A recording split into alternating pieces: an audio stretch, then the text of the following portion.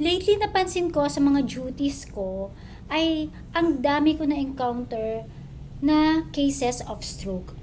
As young as 25 years old na stroke, and then meron pang dalawa sila na kakastroke lang, nasa 30s pa lang.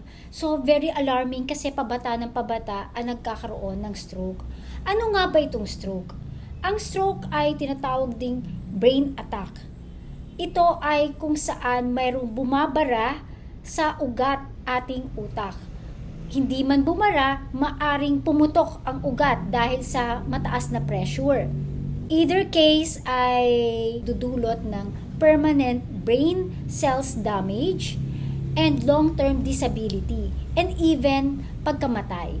May tatlong klase ng stroke. Una ay ischemic. Ito ay merong bumara sa ugat sa brain. Pangalawa ay yung hemorrhagic.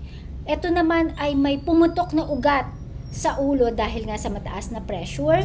Pangatlo ay transient ischemic attack or ito yung mini stroke kung tawagin. Ito ay reversible, ibig sabihin in a matter of ilang days ay babalik sa dati ang kanilang mga numbness o nawala ng control yung parte ng katawan. Ang stroke ay kalimitan nangyayari pa ito during madaling araw. Kung kailan na paggising, bigla silang nakakaramdam ng ngimay o kaya ay hilong-hilo. Minsan ay nawawala ng lakas ang parte ng katawan. At meron din namang iba, napapansin na lang ng kanilang mga kasama sa bahay na tabingi na yung kanilang muka. Nagkakaroon ng slurring of speech or parang nagkakaroon ng diferensya sa pagsasalita at yung iba naman ay sobrang sakit ng kanilang ulo. Kung kayo ay merong ganitong nararanasan, kailangan ay pumunta ka agad sa pinakamalapit na emergency room.